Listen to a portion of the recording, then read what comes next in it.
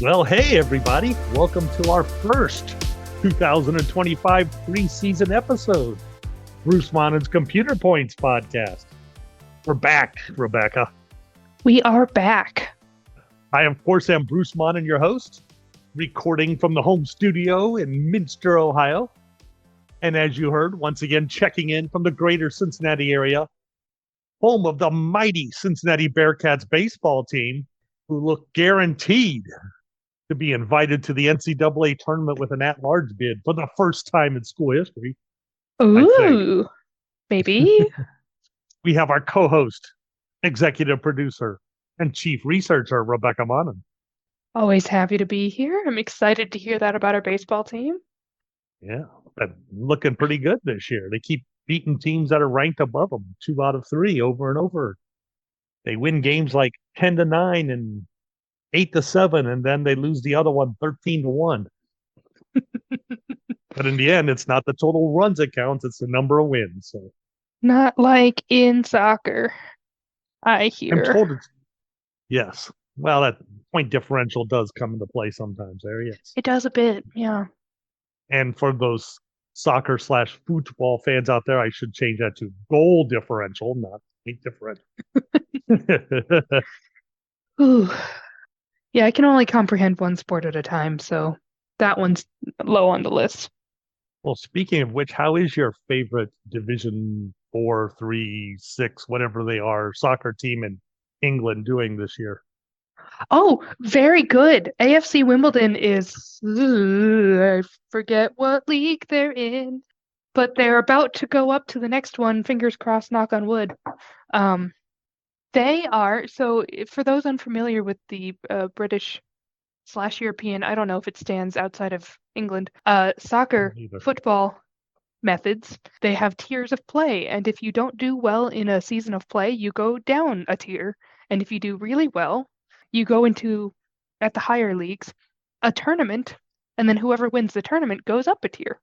And currently they're in League Two, which is, get this, the 4th tier of English football.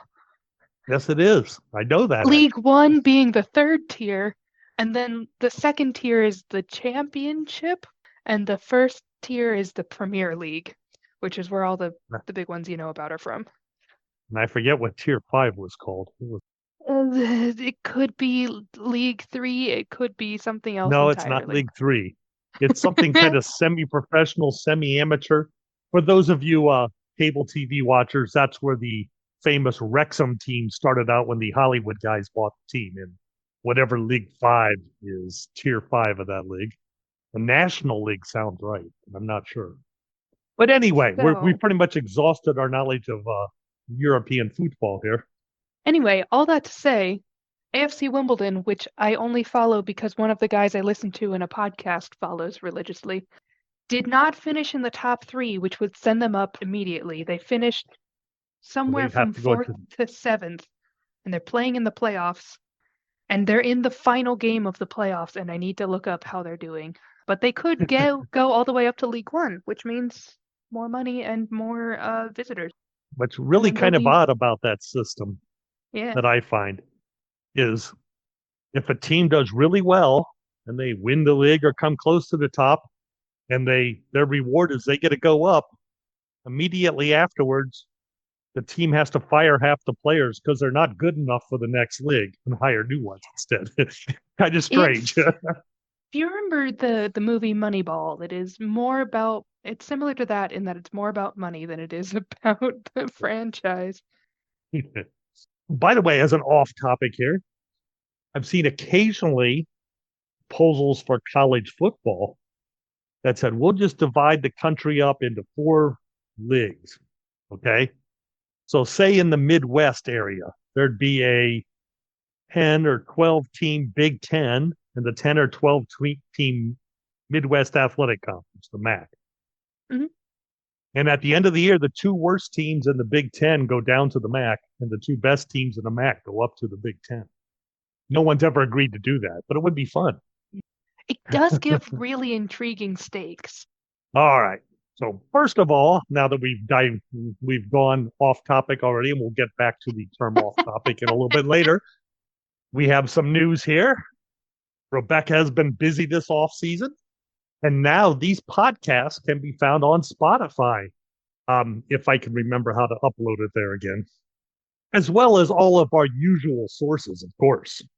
Also, if you are watching the YouTube version of this, or if you feel like it, as we discuss each division of football, you will see a map of the state of Ohio that shows the locations of all the schools in each of the four regions for that division. A nice little visual graphic I think you will enjoy. Our YouTube channel, of course, is called Bruce Monnin's Computer Points because we have no imagination and we call everything that. I'll speak to our marketing department about that sometime. And then I will turn down all of their suggestions. I feel like we should have something snappy, but I couldn't think for the life of me what we would call ourselves. The breakdown. Yeah. Nope, I don't like it. Anyway, it doesn't have my name in it. I don't like it. No. Bruce Monnin presents The Breakdown. Okay, I can go with that.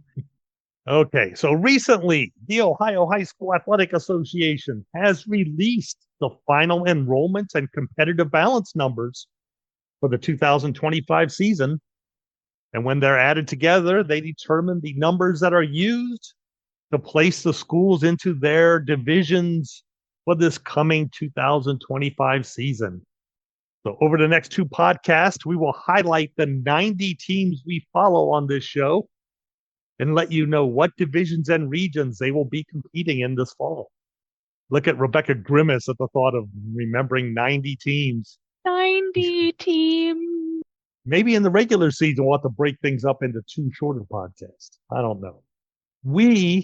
For this podcast, we'll look at the 31 teams we cover in divisions 1 through 5.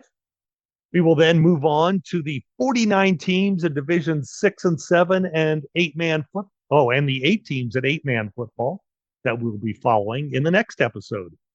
And not too far in the future, we will have our preview podcast where we project where all these teams may finish in the coming season.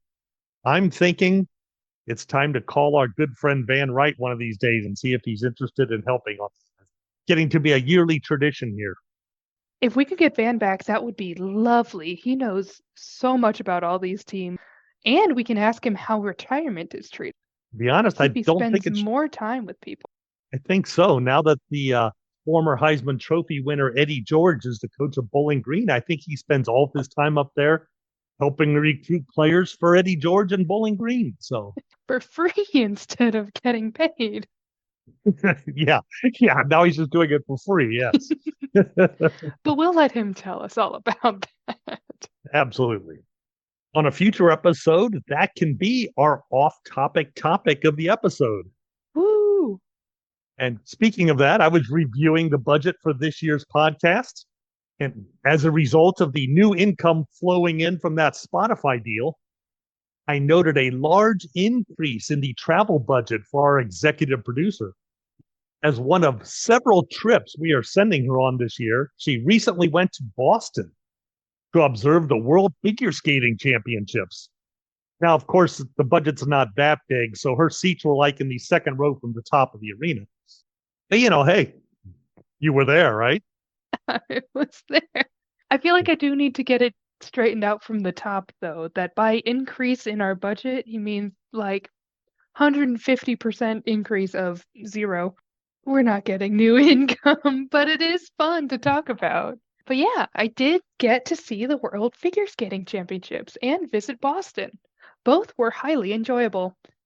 Although I walked a little bit too much and threw out my hip, but growing up, you find new things about your body.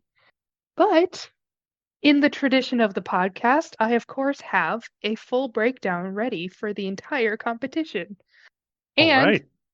To save Dad some energy, I'm only going to recap a little bit of it. Good. Big overview is that there's two big powerhouses in the figure skating world, country-wise, America and Japan. And this was kind of just a fight between the two countries. There were, of course, lovely representation from nearly every other country. Well, not every other. There's 30 other countries, probably. Too many from Zimbabwe? Not too many from Zimbabwe. We haven't really broken into the African continent yet. It's mainly North America, Europe, and Asia, with the occasional guest spot from Australia. But sorry, looking here, 33 women, 39 men, 23 pairs, and 36 ice dance couples skated. So lots and lots of people from all over. And the big story was mostly that nothing surprising happened. The American guy who dominated. The Japanese women did very well. Japanese pairs team dominated, and the American dance team dominated. So, still very good to see, but not all that shocking until we got to the women's final. Well, I guess the short program as well. The women's competition had some unexpected results, mainly in that the favorites were, as I said, Japanese and American women. But our American women kind of two of them that we anticipated to do very well. The last two American national champs did kind of just fine, and then the favorite from Japan did also kind of just fine, and then the American national champ from I'm gonna have to do math. 2019, I think it was. Alyssa Liu came out of retirement and blew away everybody, and it was shocking and incredible. So she was the story of the weekend, Miss Alyssa Liu. Yeah, I actually saw her performance, and in if you think about it, it maybe makes a little sense that if you've been doing something since you were like 12 or earlier and you reach the peak of your thing at 19, that a break of a few years may not be a bad thing, both mentally and on the body. It may not be. And here's the amazing part. I'm going to correct you. She's been doing Oh, it since she was much younger than 12. yeah, I Um, should have known that. Probably like 4. That's a good age to start for these athletes. And in 2019, when she was the national champ for America, she was 13. 13. I Oh, believe. Let me check the notes. She was I'm born trying in to think. 2005. So yeah, 13. Remember, do they allow 13-year-olds to skate for the national championship anymore? I don't There, know. It you know, feels too young. there's a lower age limit on the world championship these There's days, a I lower know. age limit on international competition. But yeah, she was 13, 13, and then did a couple years on the international circuit, got her medal, looked around and said, I don't spend any time with my family and everyone's about to go off to college. I'd like to go on some family vacations and not have my life be about skating. So she took a break in 2020, 2021, was a normal high schooler, went to her first year of college, and by the stories, she went on a ski trip with some college friends, realized, hey, skiing is kind of the same muscle as figure skating, and I'm not having as much fun as I did figure skating. Came back to the ice in let's see, Worlds happened in February, March of this year. She came back to the ice in, I believe, started practicing about January of last year, 2024. Did her first international competition in October of 2024 after a 4-year break. Started winning, did nationals, and then won worlds with 1 year back on the ice. So It's like riding a bicycle. You never forget. Huh? yeah, apparently according to the interviews, apparently after she came back to the ice, her first session on the ice, she just casually whipped out a triple axel and was like, yeah, I've still got this. Or a triple loop or something. It was a triple jump. And girl, yeah, you practice everything consistently for hours every day since for a decade straight. Apparently you can take 4 years off and be okay. Exactly. But Now, yeah. I wasn't there live. I was just home on TV. Seemed like the other big thing was the American men's champion who dominated, as everyone knew he would. The Mhm. quad god, as he's called. I'll let Rebekah give the name so it's pronounced right. Ilya Malinin. Ilya Malinin. And the big thing about his is he was scheduled to do 7 quadruple jumps. And on one of them, he kind of pulled out midair and only did a triple. And that was the big news that he only successfully did 6 instead of 7. I don't think anyone else there did more than about 2, did they? Yeah, if there's one complaint I have about current international competitions, it's that the men's competitions are not exciting if you're just looking to see who's going to win. Because Ilya won by a total of, let me do some quick math, I believe 30 points over the second place person.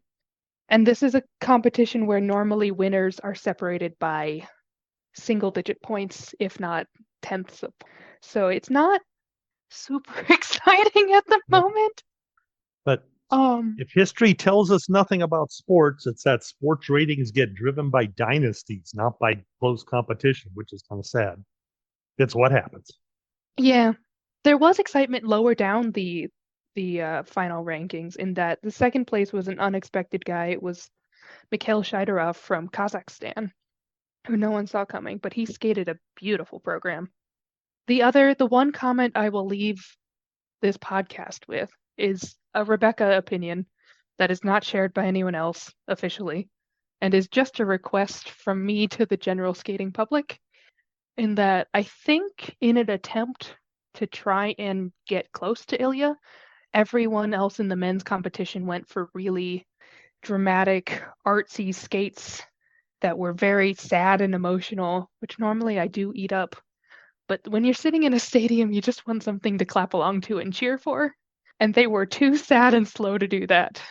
So please have more fun songs, is my request. So the theory is if you can't beat them athletically, go for the artistic content score, eh? Yeah, see if you can get more points. Because the point breakdown is technical and then component, which is part skating skills, like how well you actually move your body, and part artistic interpretation. So I think they were going for higher artistic interpretation points, and I appreciate the effort. It was very boring to watch. Just without looking at the technicality, it was not the most exciting music to sit through for 4 hours. The Well, women, as on the other hand, had real bops. Thank you to the women. oh, They were good. amazing. Well, then, as Rebekah gets through the football season with her figure skating, for me, we of course then had no money left over in the budget to send me to the Tour de France, None at or all. even to the or even to the Giro d'Italia, which is going on right now. I would love even just the That'd be first couple fun. of days in Albania, which I imagine the U.S. dollar goes a long way there. It simply must. And not even to the 4 days of Dunkirk, of which there are how many days this year?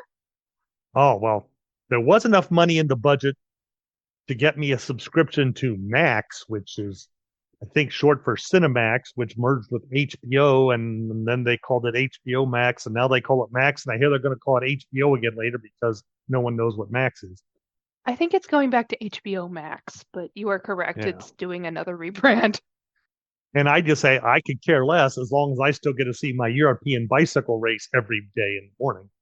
Hmm. And I got to watch, so I'm watching the Giro d'Italia every day and the 4 days of Dunkirk, which, by the way, is not the most exciting bike race in the world.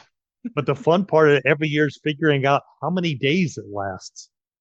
This year it was a 5 day stage race, but it also had a day before called the Dunkirk Classic. So it was 6 days there, but 5 days for the stage race that's entitled the 4 days of Dunkirk.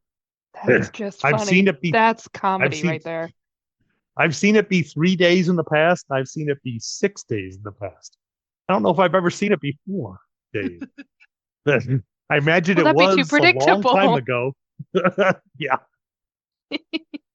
So there's one thing that Dunkirk can be known for besides just being the place all the British left France from World War II.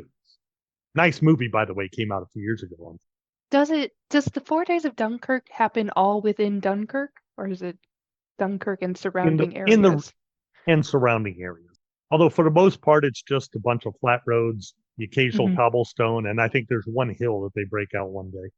Last day featured 9 laps in the city center, and let's just say my lovely wife was getting tired of it by about the fifth or sixth. This sounds like They kept, about as thrilling as the men's figure skating competition at Worlds. yeah. And to be honest, the announcer was getting tired of it by about the fifth or sixth lap also. And Because now nothing was happening. we pass the town square again. I mostly like seeing all the big ships because it's a seaport and all the cranes and Mhm. stuff. Other than that, anyway, enough off topic there. Let's get back to football. One new note here: there is word out, and I've hit my sources. I have neither confirmed nor denied it yet, that the Ohio High School Athletic Association is looking at reducing the number of playoff teams from 16 to 12 per region to Did it avoid make the last year's year too long, or? well, I think most of they're trying to avoid the thing like where last year they couldn't get anyone to agree to go play Marion local in the first round. So they would give the first four teams a bye, and then the other eight teams would play in the first round and go from there. So that is the word. We'll call it the Marion local rule for now. Word has it that it could be implemented as early as this season if they decide to go with it. Oh, wow. I like as I said, I had some people out asking. We'll see if by the preview episodes, I believe we should have an answer by then, or at least we will hold off the preview episodes until we know that for sure. One more rumor is that, like other sports, football may expand to another division. I think basketball went all the way up from 4 to 7. I think track is going up a division or two next year. I can't see that happening this year because they've already put out the list of what division and region everyone's in, and they're not going to do that twice. So don't look for that to happen this season. All right, on to start listing what teams that we cover are going to be in what division and what region this coming year. All right, let's do it. We will start with Division 1 instead of Region 1 that we covered last year. This year we cover Region 2 instead because Findlay's on a borderline and they've been shifted again. By the way, there are 18 teams in this region.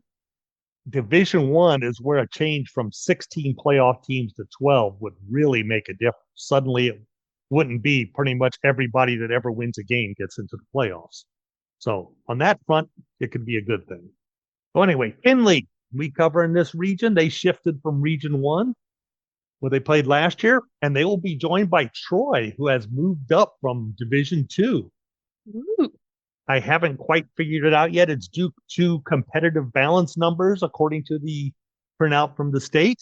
It does not say whether Troy had more numbers due to competitive balance that moved them up, or some other team had less and fell below Troy, and that's what moved them up. So either Troy has more, or probably Pataskala Watkins Memorial had less and moved down to D2 and pushed Troy up. That's my best guess. That's somewhere around the greater Columbus area, I believe, as Rebekah starts desperately searching for Pataskala. Etna Township. What Tells me township? nothing. Etna, Ohio. Yeah, it's on the eastern side of Columbus. Not All far from remembers. Kirkersville. I know where Kirkersville is. I drive by it on the way to the state cross country meet. Hey, there you go. Yeah, You've also driven by Pataskala. and I missed it somehow. Yeah. I just always knew their scores were on the Columbus area newscast, so I knew they were somewhere near the 270 circle there. No, Region 2 here consists of 10 schools from the greater Dayton area, 7 from the west side of Columbus, and Findlay. So Findlay, they're just out on an island. Every year, the state looks at them and says, hey, we need one more team in the Northeast. Put them in Region 1. Hey, we need one more team in the Northwest. Put them in Region 2. And by the way, Region 2 is the Northwest region, the north part, and it has teams from Dayton in it. So that shows you most of the teams in the Southwest region are from Cincinnati. Yeah. Yeah, that's a spread. Yep. I do think the listeners would appreciate this fun fact I just learned from Pataskala's Wikipedia page. Ooh, okay. It's a nice little paragraph. It's very entertaining. So it's called Watkins Memorial High School. named in memory of Dr. Watkins, who was a local doctor. That's not the important part. The important part is that they have a rivalry with the local high school, Lickings Height, and they have a yearly game between the two that's called the Battle for Broad Street, which is a road that runs through Pataskala.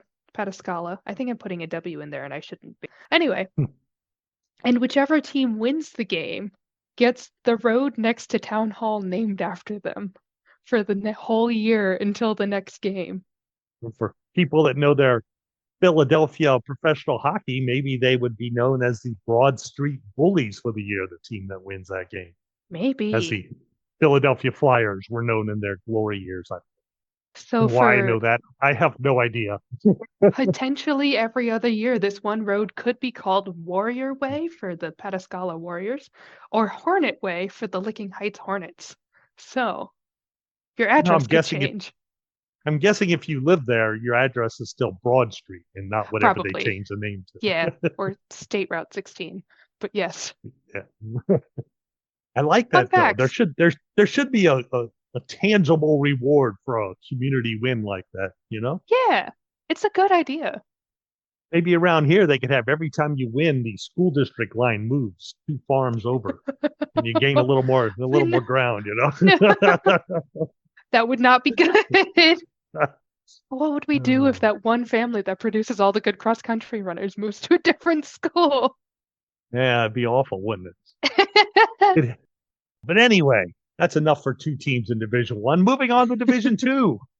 We only have to follow Region 8, the Southwest region here. 23 teams in it. There were 25 teams last year, so it's now 2 teams easier to make the playoffs. One of those teams gone is Troy, of course, who moved up to Division One. We will be following the other 3 teams that we followed last year: Lima Senior, Sydney, and Piqua. Just taking a brief look at my preliminary predictions for the coming season. We'll get into that more in our season preview episodes. Lima Senior went 6-4 last year. They look good to make the playoffs.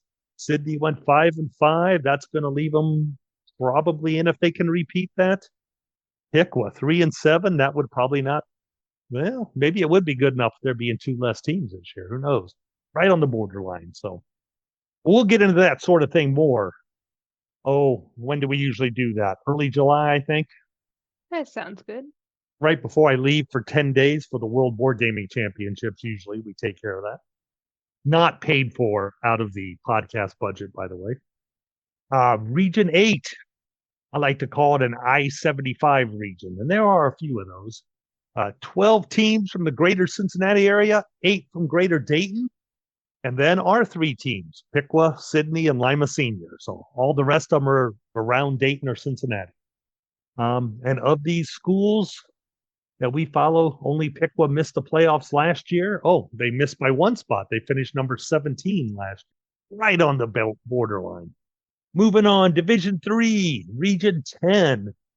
Here's where we start to get kind of a big shakeup. And they didn't redo the enrollment numbers, so not many teams changed divisions. So you wouldn't expect many big shakeups this year. But they basically took Wapakoneta, St. Mary's, and Salina, 3 WBL teams from here at Auglaize and Mercer County, and moved them from the south to the north. So they are all in Division or Region 10 now. They all qualified for the playoffs in Region 12 last season. We are also following Defiance and Lima Shawnee in this region. So we follow 5 teams, and they're all from the WBL. Besides those 5 teams, this region is mostly, follows the shore of Lake Erie, all the way from the edge of Cleveland, all the way from Toledo, I should say, to the edge of Cleveland. And then for some reason, there's 4 teams around Mansfield, if anyone knows where Mansfield is. If you're watching on We sure YouTube on the do. map, you can see it, right? Yeah, Let me absolutely. look. For those who Let me aren't, look at my map. it's south of Cleveland, south of Akron too. Wait a second. They don't look like they're around Mansfield to me. But anyway. Oh, never mind. I'm looking at the wrong map. There they are. They're all around Mansfield. How about that?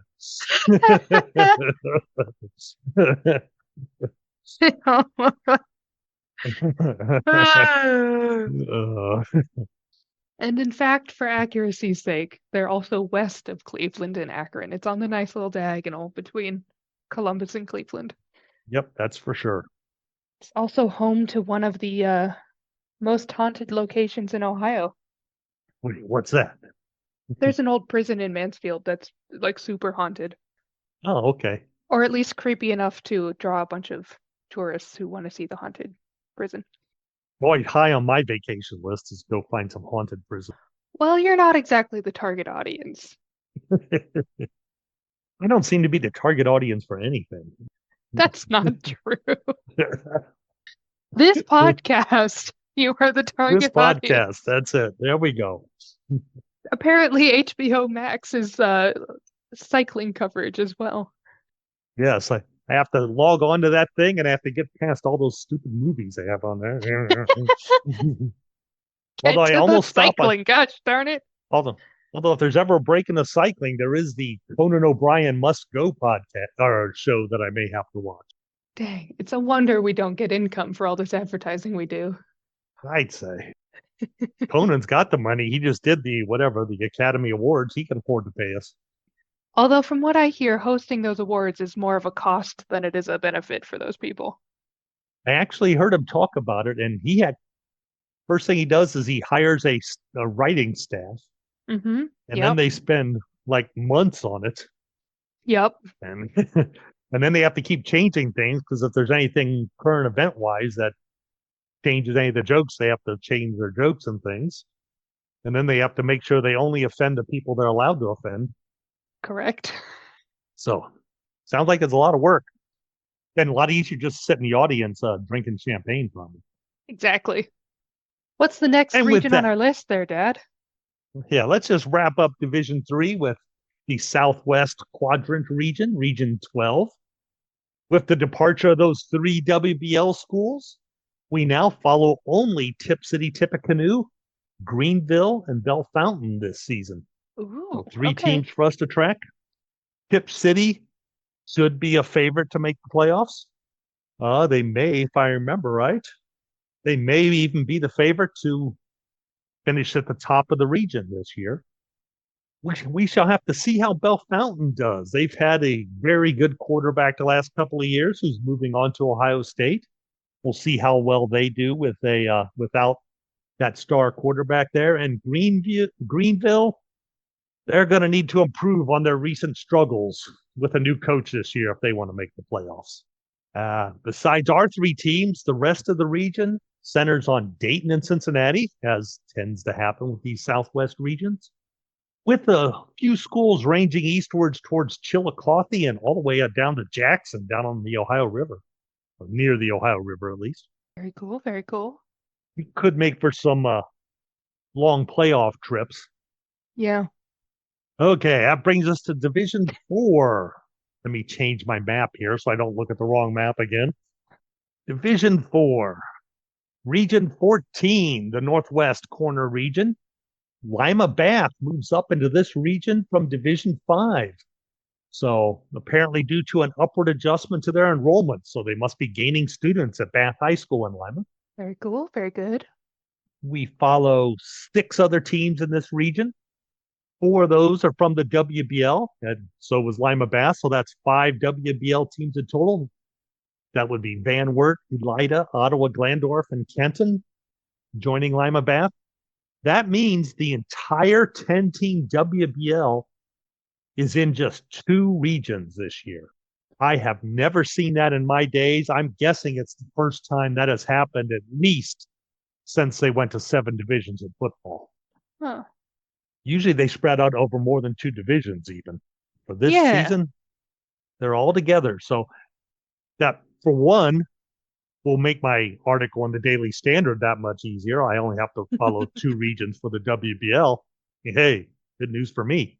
The other 2 teams in this region we follow would be Napoleon up north and Ben Logan over to the east a little bit in the Bell Fountain area. This region basically covers everything west of Cleveland and north of Columbus and Greater Dayton. So just picture a line going down 71 until it hits 270 and then 70 over, and everything north of that is pretty much in Region 14. In Division 4 Region 16. Once again, a Cincinnati, Dayton, Springfield region.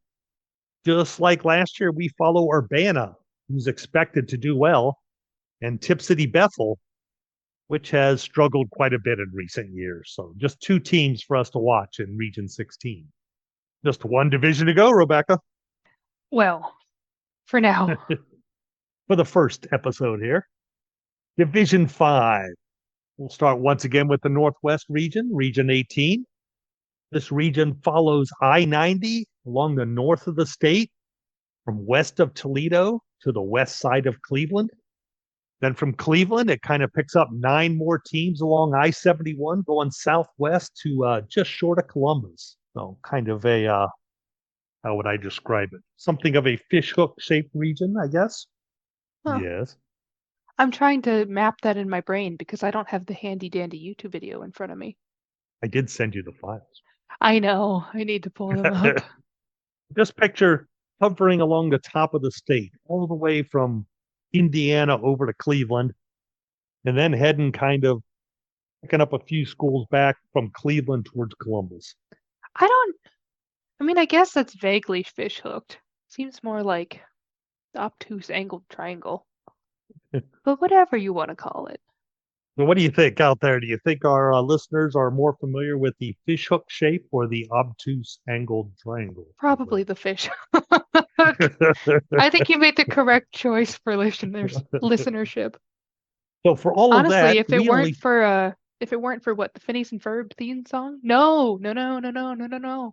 It's a Fairly Odd Parents theme song. I wouldn't remember obtuse very well. Ooh, I haven't seen Fairly Odd Parents in a long time. I And I don't don't know that plan it to either. holds up. Yeah. Yeah, I don't really plan to either. Whereas I hear there's new Phineas and Ferbs coming, and I do plan to watch those. Yeah. They're making them now. Well, for all of that, we only follow 2 schools in this region, Okay. but they are Liberty Center and Liberty Benton. So they They're are very 2 good recent schools to powers follow. in this region. Yes. Yeah. Other contenders in this region, there's a couple of schools like Oak Harbor and Pemberville Eastwood, but I would say Liberty Center, who won the region and lost to Ironton in the state championship game, has to be a favorite. Liberty Benton ought to be up there as Absolutely. well, I would think. And finally, Death, where is thy sting? Careful. It's hovering around. Division 5, Region 20, another standard Southwest Ohio region clustered around Cincinnati, Middletown, Dayton, and Springfield. A few minor outliers include Miami East, West Liberty Salem, Graham, Indian Lake, and Richwood North Union. So we follow the same 7 teams in this region that we did last year, including the regional champs from West Liberty Salem. The other usual contenders include Indian Lake, Versailles, Milton Union, Miami East, and we also have Arcanum and St. Paris Graham, very possible teams who will be right on the edge of playoff qualification. Those are the teams we find intriguing all season long, of course. 10-0 is boring after all, right? 10-0 is boring. It's always much more exciting to see to live on the edge. Unless you're winning. Unless you're playing, then you like 10-0. Yeah. Yeah, then you like 10-0. So, Rebekah, I hate to go too long here, so we promised earlier we would stop here. I think we should do so. And we Good to will keep our resume with promises. divisions. Yep. Resume with divisions 6 and 7, as well as 8-man football in our next episode. Thank you all for you need to listening. get back in. Yeah, you need to get back in shape here, Rebekah. Can you handle the plugs? I think I can do the blurb. So thank you all for listening. Any comments or questions you have can, of course, be sent to us at our email address, bdmonnin@nktelco.net, or you can submit them on Twitter to @BruceMonnin. You can probably also drop that in our YouTube chat. We'll be keeping an eye on those as the year goes on. Mm-hmm. And I don't know if you can comment on Spotify, but we'll find out. We'll have to look into that, won't we? We'll have to look into that. But if you're already over there on Spotify, please go ahead and do us and yourselves a favor by subscribing. If you do that on Spotify, we now have the ability to track that information. So not like details intimately, but we'll know at least that there's one more of you out there. We would actually know how many people are listening if you all listened on Spotify. I think it tracks the other locations too, since we linked them, but we'll have to figure that out. That'd be good. So subscribe to this on Spotify or at the Apple Podcast Store, Amazon Music, iHeartRadio, or on YouTube. Just search for Bruce Monnin's Computer Points. And tune in soon. I'm guessing, I don't know. Could be a week later. I may not be that patient. It may only be a few days later as we come back with our regional assignment assessments here on Bruce Monnin's Computer Points.